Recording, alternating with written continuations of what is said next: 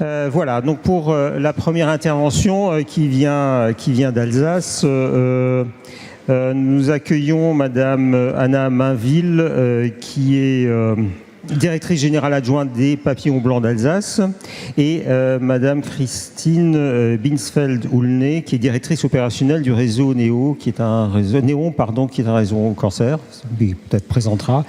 Et ils vont présenter un programme pilote destiné à mieux accompagner les personnes atteintes de déficience intellectuelle vers le dépistage, le diagnostic et la prise en charge. C'est ça. Bonjour à tous, vous m'entendez ?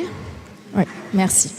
Alors nous avons 15 minutes pour présenter un projet qui a duré 5 ans et qu'on espère pouvoir encore essaimer. Donc le PowerPoint, vous l'aurez après ? Oui, il sera à disposition, le PowerPoint ? Parce qu'il y a beaucoup de slides, donc je ne vais pas toutes les balayer. Oui. Voilà, donc je vais aller à l'essentiel, mais vous inquiétez pas, vous aurez d'autres informations par la suite. Et nous le faisons à 2 voix, effectivement, puisque c'est un projet qui est tout à fait partenarial. Pourquoi ce projet ? Comme beaucoup de nos projets, c'est un projet qui est issu du terrain. J'ai en tête 3 personnes qu'on accompagnait dans notre association et qui sont décédées du cancer alors que, pour des raisons clairement de retard de diagnostic. Franchement, les personnes en situation de handicap sont autant concernées par le cancer que la population générale. Il n'y en a pas plus. Et comme l'a dit monsieur tout à l'heure, le problème c'est que quand on apprend qu'ils ont un cancer, c'est souvent, en tout cas pendant longtemps, c'était trop tard. Et on espère justement que ce projet permettra d'améliorer cette situation de dépistage notamment et de prise en charge de manière générale. C'est un projet qu'on a pu faire grâce à un financement ARS, il faut le dire, qui a été monté, donc on l'a dit, en Alsace avec les 2 principaux hôpitaux de la région, le réseau Néon et puis le réseau de dépistage des cancers. L'objectif, c'était bien d'améliorer la santé, mais des personnes porteuses de troubles neurodéveloppementaux et surtout de la déficience intellectuelle, qui est le public qu'on accompagne le plus dans notre association, afin d'améliorer l'équité, la qualité de dépistage et l'équité dans la prise en charge. De manière assez classique, les étapes qu'on avait imaginées au départ, c'était de commencer par un état des lieux. Donc, je vais vous présenter les résultats de cet état des lieux par la suite. De construire tout un processus de diagnostic précoce et de dépistage adapté à notre population. De développer et de modéliser un certain nombre d'outils. De mettre en place une stratégie de communication. Alors, on espérait vraiment s'appuyer sur les référents handicap qui ont été évoqués tout à l'heure des établissements sanitaires. Ça a été un petit peu plus compliqué que prévu.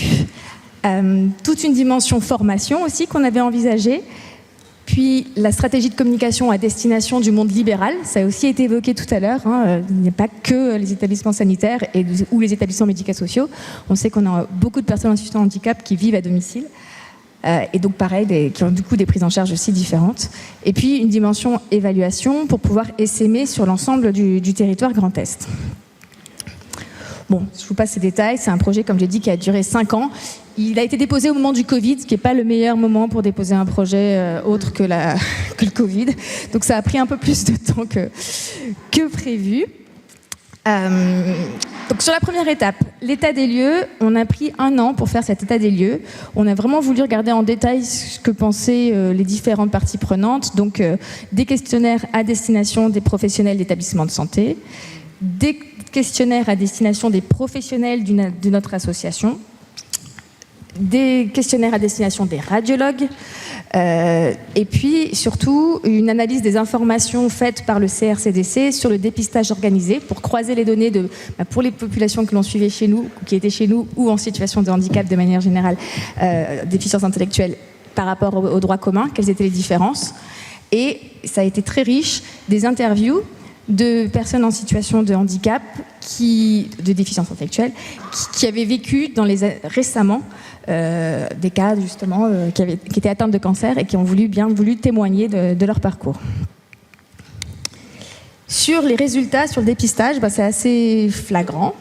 Vous voyez en haut les chiffres de la population APBA. APBA, c'est le nom de notre association, et celle au niveau national. Donc on voit bien une grande différence sur les résultats de dépistage, en particulier sur le col de l'utérus et sur le colorectal, un petit peu moins sur le cancer du sein, même s'il y a une grande différence selon le type de public, puisque par exemple pour les publics les plus dépendants, c'est ce qu'on appelle dans notre pôle accueil spécialisé, donc le public en masse ou en femmes, ce sont des acronymes, je ne sais pas si vous voyez ce que c'est, enfin les maisons d'accueil spécialisées ou les foyers d'accueil médicalisés.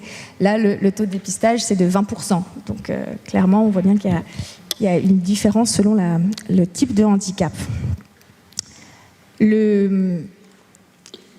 Pourquoi est-ce qu'il y a une des raisons, en tout cas, qui peut-être explique ceci, c'est que les lettres d'invitation au dépistage qui étaient envoyées par le CRCDC et qui maintenant sont envoyées par la CNAM, la caisse primaire, 50% des professionnels en ESMS n'en avaient pas connaissance.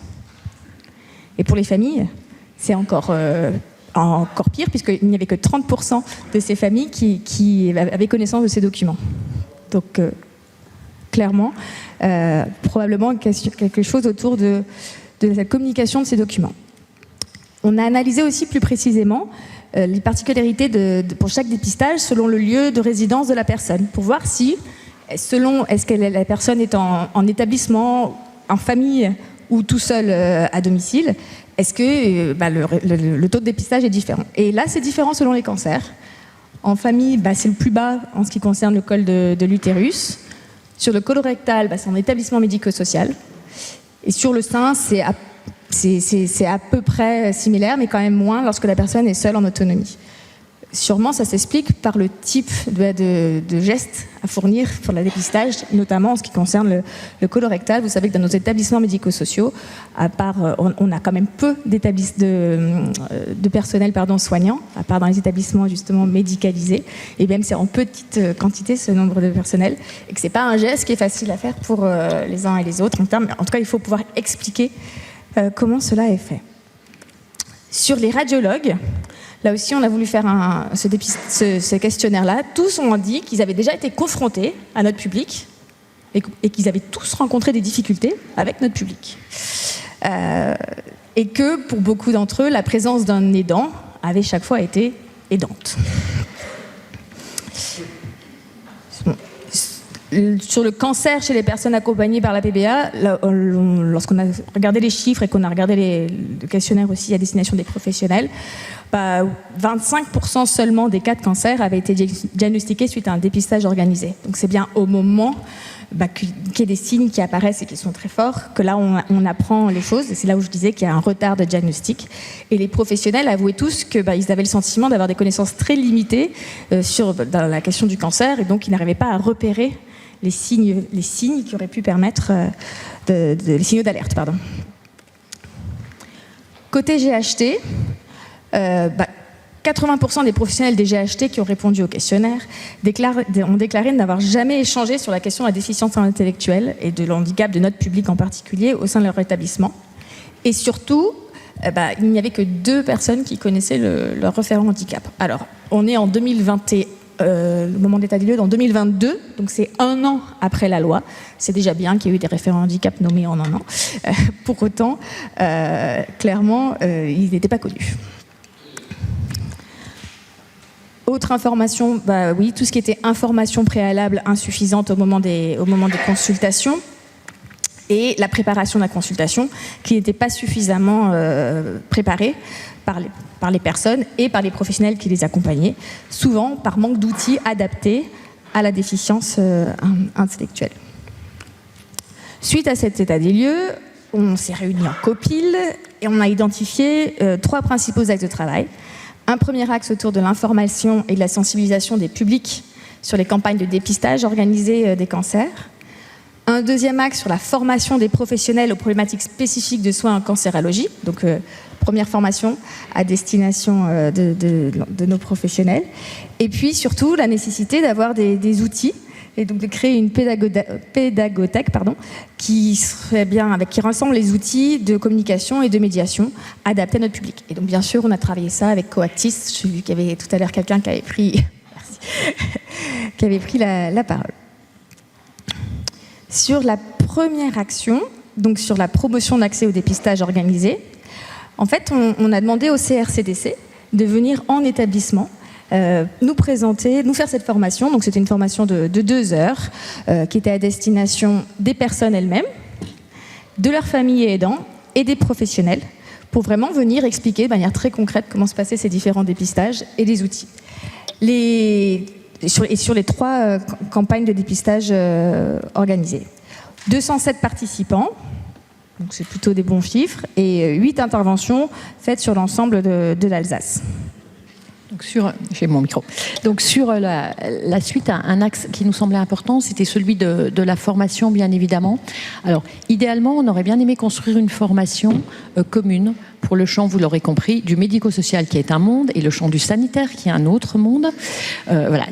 Dans les faits organisationnels, ça n'a pas été possible comme ça. Pour autant, on a pu faire des formations de 2 jours. Donc là, je vous présente ce qui est plus à destination des professionnels du parcours de soins en cancérologie, entendez les établissements de santé, pour repérer, connaître. Alors, déjà à partir de leur représentation, de leur vécu, chacun a des expériences de ce qui s'est bien ou mal passé. Parler bien sûr du handicap, des définitions, de la différence entre les personnes en situation de handicap mental, du handicap psychique, et puis aller aussi vers, très concrètement, les freins et les leviers sur des temps qui ont été importants. Ils ont été déjà cités ce matin: l'accueil, la consultation, le parcours de soins, comment repérer les freins et les leviers, comment parler des repères spatio-temporels, la notion des consignes, la prise en charge de la douleur, qui est quand même un des points fondamentaux en oncologie, mais pas que. L'enjeu des outils de communication. On a parlé aussi, donc je ne vais pas revenir dessus, de la personne de confiance, du tiers, de l'accompagnant.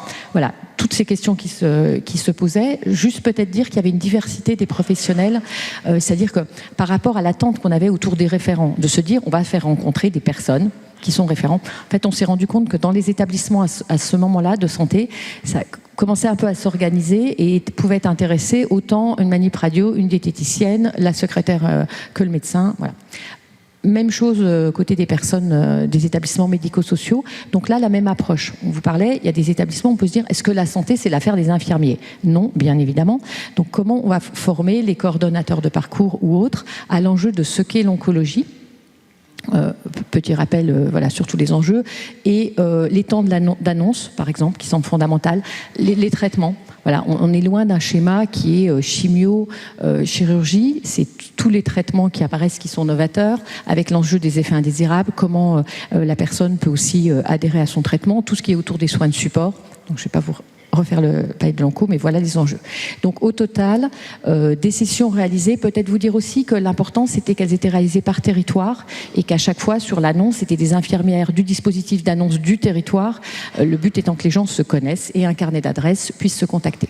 Voilà, donc je ne vais pas revenir sur les chiffres. Les supports, la Candybox, donc un des enjeux de travailler les outils, assez vite on s'est rendu compte que quand il y avait des interventions, entre autres celle du CRCDC, il y avait besoin de laisser des documents ou des supports. On n'appréhende pas les choses à la même vitesse, les uns et les autres, professionnels, patients, voilà, aidants, et de comment on peut avoir sur ces outils ce lien de préparer avant, d'échanger et d'avoir un recueil aussi d'informations après. Donc ça a été un peu l'idée de la Candybox, de se dire peut-être 2 choses sur le côté patient. Bien sûr, la question n'est pas uniquement la question de la compréhension. On n'est pas en train de donner des consignes sur ce qu'il faut et pas faire. La question, c'est que dit le patient, qu'est-ce qu'il exprime, qu'est-ce qu'il vit, qu'est-ce qu'il ressent. J'entends à travers ressenti, pas uniquement la douleur. Donc des outils doivent permettre d'aborder ces choses-là, doivent permettre aux professionnels d'être dans cette posture d'échange. La même chose dite d'une autre façon, quand on parle du droit des usagers, le droit des patients à être informés, qu'est-ce que ça veut dire informer? Bien sûr, on est sur le champ de la compréhension, mais quelles sont les questions? Quelle est la place de l'accompagnant? Quelle est la place du tiers? Comment on se comporte dans ce champ-là? On se dit toujours, l'important, c'est quand quelqu'un est accueilli, qu'il ait poussé la bonne porte. Autant vous dire, sur les organisations d'un hôpital, vous imaginez le nombre de portes. C'est quand même de dire, voilà, comment tout professionnel peut se sentir en relais, être accueillant à ce moment-là et passer le relais, voilà, de la bonne façon. Donc c'était un peu les enjeux. Donc la Candybox, bien sûr des outils pour parler prévention, dépistage, parcours de soins, examens médicaux. On a travaillé avec Santé BD. Le but n'était pas de réinventer ce qui existait, mais de mettre à disposition. Donc à la fois à travers des livrets, des affiches, des ressources, des supports assez différents. Peut-être ce qui nous semblait important dans ces supports, dans tous les cas, qui étaient bien sûr en facile à lire, à comprendre, de parler la possibilité de l'accompagnement, de parler le consentement, clairement, de pouvoir aborder la perception de la douleur et de pouvoir aborder la durée ou l'organisation spatio-temporelle de façon générale. Quelqu'un disait au niveau des outils, ce qui fonctionne à un moment par rapport à ce type de support, ça pose la question de la qualité de l'accompagnement pour plein de personnes. Enfin, c'est quand même l'enjeu de toutes les questions qu'on doit se poser dans le champ de la santé. De la même façon, sur la suite, on a pu créer aussi des affiches pour avoir des outils plus adaptés qui reprenaient tous ces éléments. Et en synthèse, parce que là, on va arriver à la fin. Donc bien sûr le programme, alors ce qui est intéressant sur cette slide, qui reprend tout ce qui a été fait tout au long des années, c'est si vous avez en bas les partenaires, en fait c'était une dynamique déployée, c'était quand même commencer dans le changement. Voilà, sur ce programme qui continue, ça a été la question de se dire, c'est pas que ces deux mondes, c'est aussi le monde du libéral. Par exemple, on a travaillé avec les radiologues et l'URPS pour que dans tous les lieux en radiologie libérale, il ait ces mêmes supports à disposition, parce que tout ne se passe pas qu'à l'hôpital. Ça a été aussi de motiver les associations par exemple de patients, de se dire, je pensais à la Ligue, de dire mais attendez, vous avez aussi affaire potentiellement avec des patients ou des aidants qui rencontrent une situation de handicap, intégrer les nouveaux établissements, intégrer en gynéco, enfin tous les acteurs que vous êtes. Voilà, qui sont là à se dire on fait ensemble et on avance sur un territoire. Et la dernière slide, alors là vous avez bien compris ce qu'on voulait dire sur le maillage territorial. Peut-être deux choses, on ne parle pas ni de handicap ni de cancer, on parle de personnes. Donc ça c'est déjà un point. Ça pose la question de la spécialisation. À faire des choses spécialisées, c'est un pas de recul pour certains de dire ah bah attendez, non c'est pas nous, c'est l'autre. Donc nous l'enjeu c'est chacun dans son engagement à faire. Je pense qu'il y a un vrai enjeu sur les professionnels de l'oncologie, par exemple. On s'adapte toujours. L'individu, il est singulier, quoi qu'il en soit. Il n'est pas l'addition de plein de choses. Et peut-être, quand même, l'ADAPI, c'est ensemble, plus loin, plus fort. Nous, ça nous a causé, question sanitaire. Donc, on y croit beaucoup. Et dire que l'accompagnement santé, c'est l'espace de la rencontre et de la singularité de la rencontre. Et rencontrer l'autre, c'est quand même être invité de l'autre. Et c'est toujours ce qui doit être en avant de toute chose. Voilà, c'était la fin. Merci d'avoir...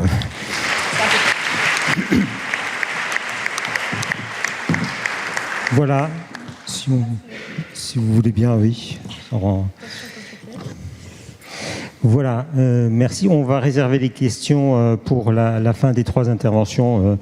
Et la prochaine intervention va être celle du docteur Isabelle Bouillevaux, qui va nous présenter... l'unité d'accueil spécifique pour personnes sourdes au sein du CHU de Nancy, qui associe des consultations de médecine générale et également un accompagnement en sortie de consultation spécialiste pour vérifier et soutenir la compréhension de la consultation. Je vous remercie. Merci beaucoup. Donc, bonjour à tous. Donc, je suis docteur Isabelle Bouillevaux. Donc, je suis responsable de l'URASP, l'unité régionale d'accueil et de soins pour sourds et malentendants, donc au CHU de Nancy, et médecin généraliste dans cette unité. Et j'ai longuement réfléchi à comment vous présenter l'unité en un temps aussi court et les spécificités de la prise en charge de cette population. J'ai tout changé, je vous ai mis que 2 diapos pour vous montrer juste des images que je voulais vous montrer. J'ai pris le parti de vous présenter la situation de Monsieur C. Alors Monsieur C, je l'ai rencontré sur une autre activité que j'ai, qui s'appelle l'équipe relais handicap rare.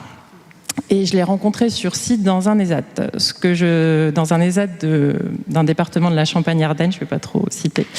Ce que je savais de Monsieur C, donc, c'est qu'il était sourd, c'est qu'il avait une déficience visuelle et c'est qu'il y avait des difficultés dans son ESAT parce qu'il est sur un atelier espace vert qu'il utilise de ce fait des machines et qu'il y avait une grosse difficulté parce qu'il ne peut plus utiliser les machines avec la déficience visuelle. Et il était donc dangereux parce qu'il refusait d'arrêter d'utiliser les machines. Il voulait absolument utiliser la débroussailleuse, etc. Voilà.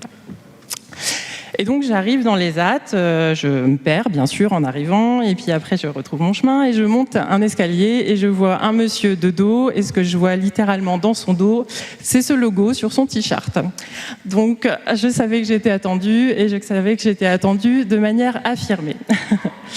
Donc je ne sais pas s'il y en a certains qui connaissent ce logo. Ce logo Sourds en colère, c'est une association nationale qui a été créée il y a quelques décennies pour faire valoir les droits des personnes sourdes. Et ça charrie beaucoup de choses derrière ce logo.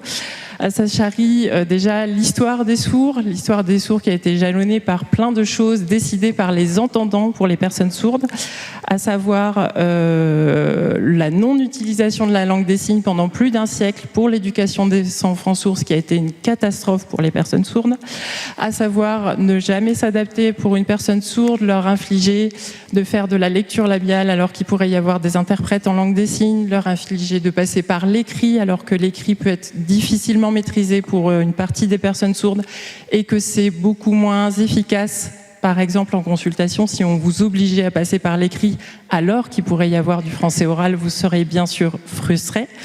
Donc ça charrie tout ça et donc je rencontre ce monsieur premièrement par son dos et par ce logo dans ce contexte-là.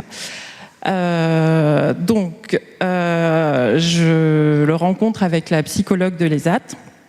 Il s'avère que la rencontre est compliquée, notamment parce que y a une grosse déficience visuelle, très grosse déficience visuelle, je m'en rends compte sur le moment.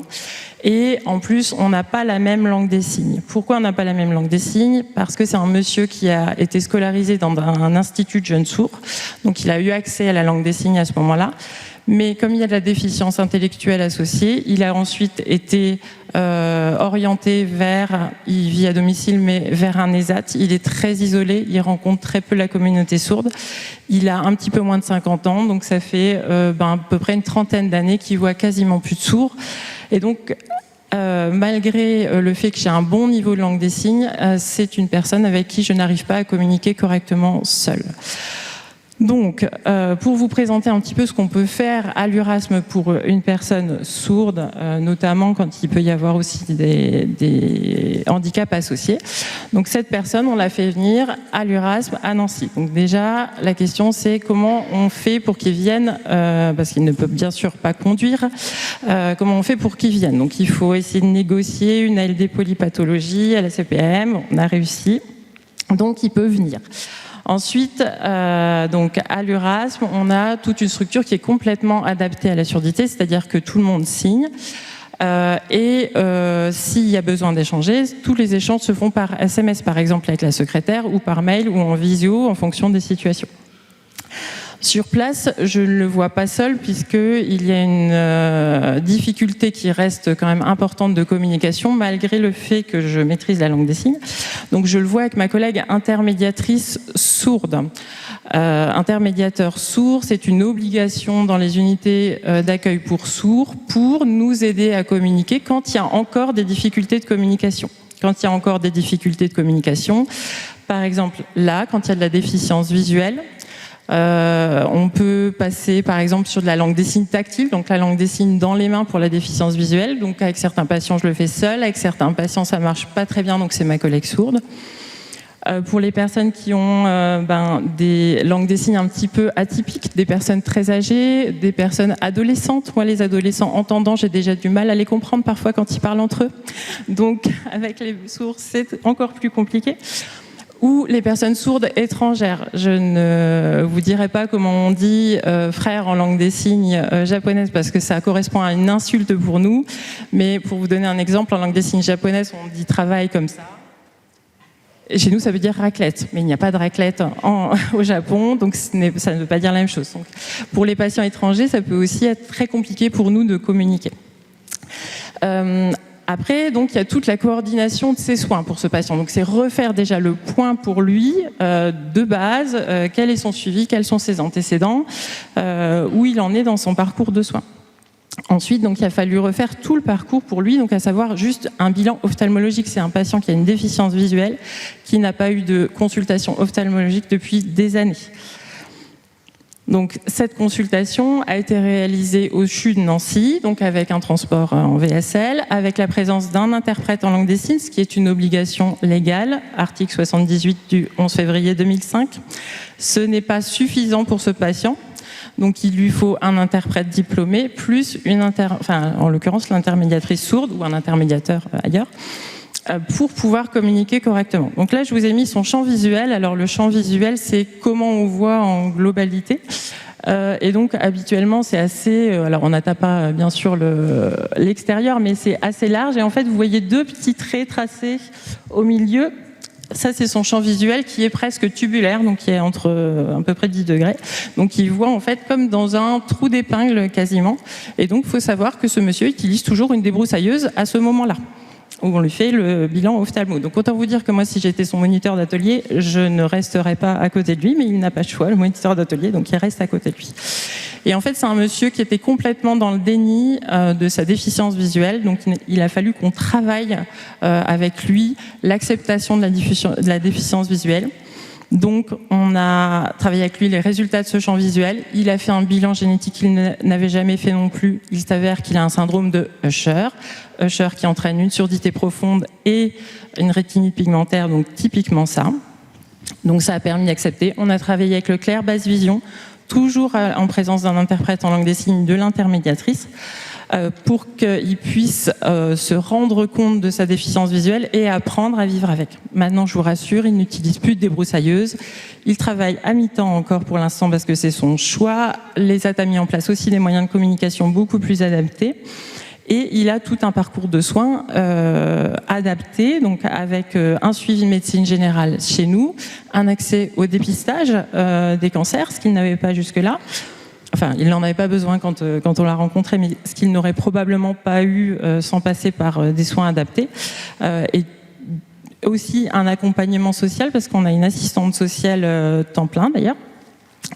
Parce que, par exemple, pour avoir des filtres, des filtres pour le... En fait, ça entraîne un éblouissement important, cette pathologie. Donc, pour avoir des filtres, il faut faire un dossier MDPH, donc il faut faire les demandes. Donc, quand on ne maîtrise pas bien l'écrit, c'est compliqué. Donc, voilà, on a tout aussi le volet social. Et par exemple, s'il y a besoin d'une hospitalisation pour cette personne, on a une infirmière aussi qui va s'occuper de tous les parcours complexes. Imaginons qu'il ait besoin d'une coloscopie. Eh ben, je vous assure que c'est pas simple d'aller expliquer la préparation colique, etc. sur une personne comme ça à domicile qui a en plus une déficience visuelle. Donc, on a une infirmière qui va prendre le temps de le voir, de lui expliquer chaque étape et de lui permettre de pouvoir faire cet examen dans des bonnes conditions, organiser ça avec les AT, etc., etc. J'ajoute juste une toute petite anecdote sur le dépistage des cancers. Parce que la compréhension d'un résultat est absolument nécessaire pour pouvoir après faire les soins. Par exemple, chez les sourds, le côté négatif-positif, et si on ne maîtrise pas ça, c'est sûr qu'on va à la catastrophe. Positif, ça se dit comme ça, c'est vecteur de bonnes nouvelles, ça veut dire que tout va bien. Donc, nous, on a des patients qui sont décédés après avoir fait leur test de dépistage de cancer colorectal qui est revenu positif. Et qui ne sont pas venus, c'était pas nous qui les suivions, donc ils sont pas venus nous voir pour ensuite faire la coloscopie, etc. Donc, c'est des gens qui avaient accès au dépistage et qui n'avaient pas accès à la compréhension du résultat de dépistage. Donc c'est des choses très importantes. Nous, on navigue entre le handicap et la santé communautaire, parce que c'est une communauté. Et un handicap un peu particulier, parce que quand les sourds sont entre eux et sont en langue des signes, la personne handicapée, c'est pas eux, c'est nous, parce qu'on n'y comprend plus rien s'ils n'ont pas envie qu'on comprenne. Donc c'est un volet très important. Alors Madame Thirier, quand elle m'a sollicité, d'ailleurs je la remercie de m'avoir sollicité, elle m'a demandé, mais qu'est-ce qu'il y a d'innovant dans votre structure ? Je lui ai dit, rien du tout, ça fait plus de 20 ans qu'on existe, donc dans les innovations, je me suis dit, mais qu'est-ce qui serait innovant ? Alors, qu'est-ce qui serait innovant ? Ce serait, je le redis, je pense que vous en êtes convaincus que c'est pas vous qu'il faut le dire, mais ce serait qu'il y ait une unité à Reims, parce qu'il y a une énorme communauté sourde à Reims, et les gens sont en carence de soins, et les personnes nous sollicitent, nous, alors qu'on n'est pas sur place pour les prendre en charge. Ce serait qu'il y ait des unités, d'ailleurs, sur tout le territoire, parce que ce n'est pas le cas. Ce serait qu'il y ait une vraie collaboration. Là où il y a 2 unités, ça existe, ce serait qu'il y ait une vraie collaboration avec des équipes on-dit-relais, on-dit-consulte quand il y a des handicaps associés. Ce qui serait aussi innovant, c'est qu'on récupère les fonds dédiés à nos unités pour développer nos unités. Et je crois que je vais m'arrêter là. Je crois que j'ai déjà dépassé le temps. Non, c'est bon ? Ok, bon, c'est tout bon. Voilà. Je reste disponible pour des questions.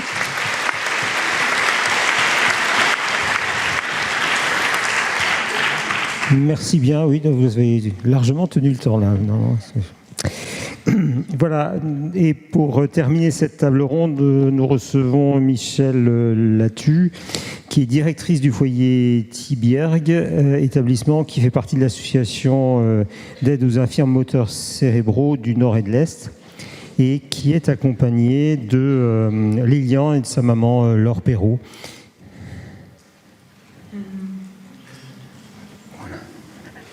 Bonjour à tous.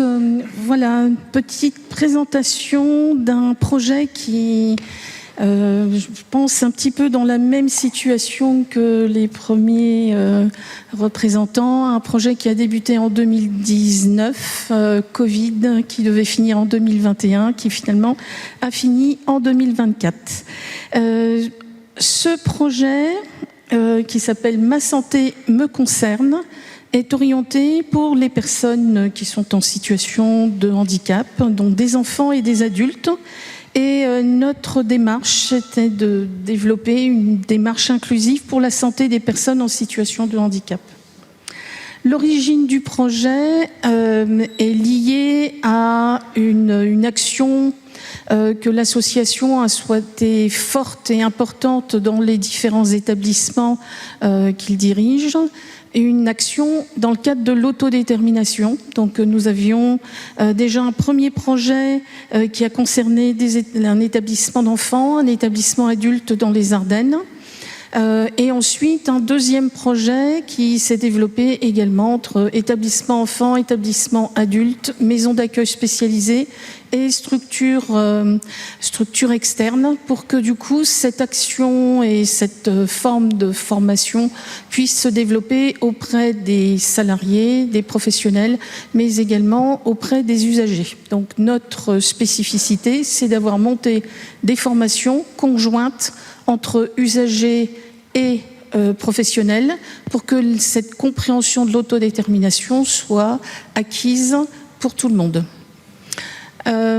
Nous sommes donc positionnés plus particulièrement sur la question de la santé, parce que nous nous rendions compte, que ce soit enfant ou adulte, lorsque l'on parle de santé, finalement, ça ne renvoie à pas grand-chose, ou ça ne renvoie pas finalement à qui je suis. Est-ce que c'est forcément être malade? Donc, est-ce que c'est aussi faire attention à sa santé? C'est aussi faire du sport? C'est aussi être attentif à ma vie de façon générale. Donc, nous avons travaillé et réfléchi à ce domaine conjointement du coup avec un groupe de formation qui s'appelle Zéphiros, et donc ce sont 3 formatrices qui nous ont conduit ces formations sur ces 3 formations qui se sont déroulées sur finalement 2017-2024. Donc c'est quand même une action qui est assez importante. Le financement de cette formation a été financé par l'ARS des Ardennes ainsi que la CPAM. La période qui était prévue était normalement octobre 2019 à mars 2021. Tout s'est compliqué avec le Covid, puisque du coup nous avions un premier groupe qui avait été formé pour commencer à mener une enquête et avoir des réflexions. Le Covid est arrivé, la formation s'est arrêtée. Les enfants du CRM étaient en partie de l'établissement, des professionnels avaient quitté la structure, donc nous avons dû remettre en route toute une formation pour à nouveau réinterpeller des professionnels et des usagers, et nous avons fini en avril 2024. Ce que nous avons donc réalisé, c'est une enquête qui a repris donc 40 questionnaires qui ont été envoyés. Nous avons pu du coup analyser 5 domaines de santé, et les objectifs, c'était de visibiliser dans le projet individualisé en termes de prévention et d'autodétermination. Au final, nous avons également réalisé 4 capsules vidéo. Donc la première reprend plus particulièrement la définition de l'autodétermination. La deuxième a mis en place et mis en avant des outils qui pouvaient être utilisés par les personnes elles-mêmes pour parler de la santé. Nous avions également une capsule concernant la consultation médicale vue par un médecin. Donc, qu'est-ce qu'il doit mettre en place pour pouvoir recevoir de façon optimale une personne handicapée. Et enfin, une liste des services dédiés à l'accueil de public en situation de handicap dans la Marne et dans les Ardennes. Nous vous présentons du coup une de ces capsules.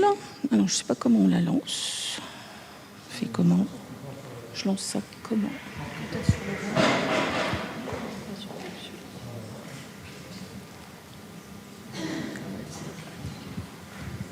Et voilà.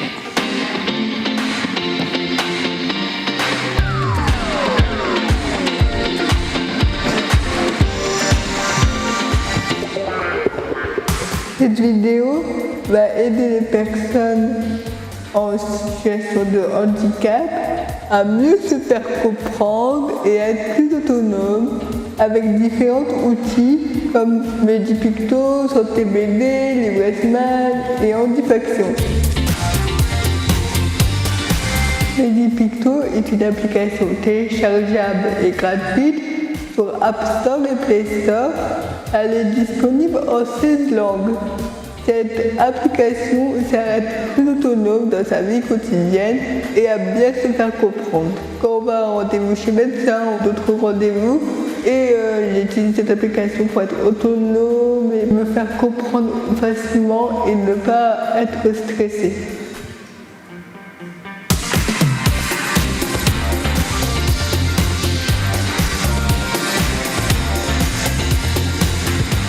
Ma santé BD sert surtout à préparer le résident pour le rendez-vous et aussi le personnel. C'est un feuillet qui représente des BD pendant un rendez-vous médical. Ça peut faciliter l'accompagnement du médecin. Parce que moi qui n'arrive pas très bien à lire, au moins je vois les photos et je sais ce qu'on va me faire.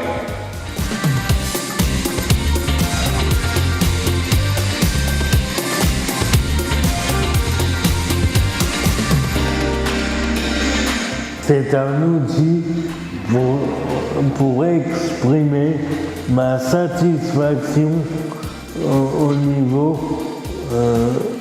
de la santé. Ça me permet de dire mes besoins pour améliorer la qualité de vie.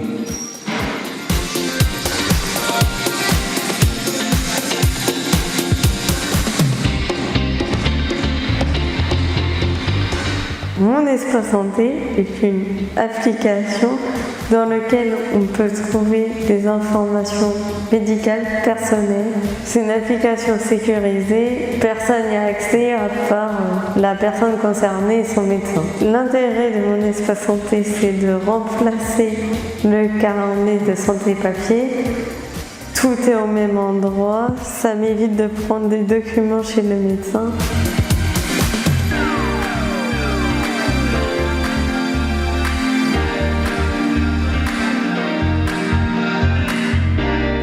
Bonjour, je m'appelle Raphaël, j'ai 16 ans et je parle au nom de Lilian. Handifaction est un site web où les personnes en situation de handicap peuvent indiquer si leur rendez-vous chez un spécialiste s'est bien passé, si le médecin était à l'écoute, si l'endroit était accessible. Cela se présente sous forme de questionnaire. Les questions sont simplifiées et il est important de répondre aux questionnaires.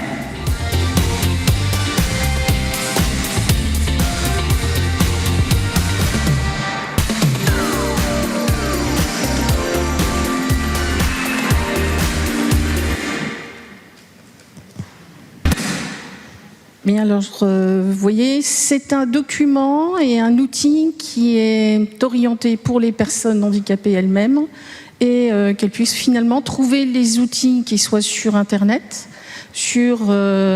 parce qu'en fait, un de nos problèmes pendant la formation, c'était doit-on réécrire un document, doit-on inventer quelque chose? Et en fait, principalement les plus jeunes ont dit non, nous on veut trouver toutes les informations sur un téléphone portable parce qu'on veut être comme tout le monde et pouvoir retrouver les informations comme tout le monde. Donc c'est aussi une de ces raisons où nous avons proposé cette capsule vidéo qui est utilisable. Elle est sur YouTube. Vous tapez « Ma santé me concerne » et ce sont des informations que l'on peut retrouver très facilement. Donc je vais laisser la parole à Lilian. Donc Lilian, peut-être d'expliquer pour quelles raisons finalement vous prenez la parole. Et donc là, peut-être sur la première question étant, qu'est-ce que cette formation vous a apporté ? Donc je suis la maman de Lilian et je suis son porte-parole vu que Lilian s'exprime essentiellement par écrit. Donc là, on a préparé à l'avance parce que sinon vous auriez attendu un certain temps. Voilà, donc il m'a tapé ses réponses et donc moi je suis juste sa voix. Donc par rapport à la question, qu'est-ce que cette formation vous a apporté ? Donc Lilian a commencé par se présenter. Bonjour, je m'appelle Lilian Baudat, j'ai 22 ans et j'ai suivi la formation Ma santé me concerne. C'est la première formation que j'ai suivie. On était un groupe de 5-6 personnes de différents établissements avec des professionnels qui nous accompagnaient. Pendant cette formation, on a déjà appris ce qu'était la santé. Contrairement à ce que certains pensent, la santé, ce n'est pas juste ne pas prendre de médicaments et ne pas être malade. Ce n'est pas tout à fait ça.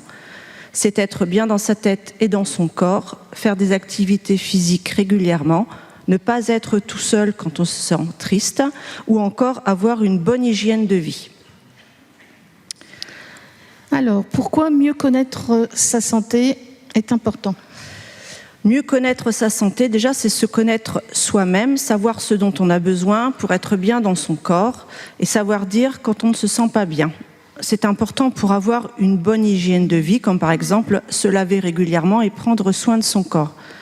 C'est important de connaître sa santé aussi pour aller voir son docteur en sachant ce pourquoi on va le voir et savoir qu'il faut lui expliquer où on a mal et le niveau de douleur qu'on a.